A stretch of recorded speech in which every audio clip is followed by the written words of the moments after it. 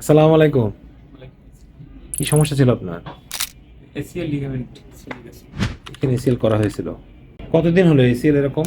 Operation তো করছে 2 মাস, কিন্তু ছিঁড়ছে প্রায় 2 বছর। এই 2 বছর পরে যে আমরা এসিএল লিগামেন্ট অপারেশনটা করলাম, এতে আপনার কেমন মনে হচ্ছে বা এই এসিএল লিগামেন্ট করে আপনি করতেছেন এখন? এখন তো আল্লাহর রহমতে অনেক ভালো। এই যে আগে যে ব্যথা, ব্যালান্স বা মাংস শুকায় যাচ্ছিল, সে সম্পর্কে এখন কি অবস্থা? আগের মতো নাই, আগের থেকে এখন অনেক বেটার।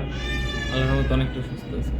সুস্থ। এই যে অপারেশন করলে মাঝে মাঝে পা ফুলে যায়, অনেকে ভয় পায় যে পা ফুলে যায়, বা এদের সম্পর্কে এই ফুলা কি ভালো হয়ে যায়, আপনি কি বলতে চান সে? না, ফুলা তো সবসময় থাকে না। আমি দেখছি যে ফুল একদম হয়ে গেছিল, মাঝখানে আবার একটু ফুলছে। আব্বু যখন দেখাইছে, আব্বু কল দিতে চাইছিল আপনার, আমি কি আবার ঠিক হয়ে যাবে। ঠিক হয়ে গেছে না?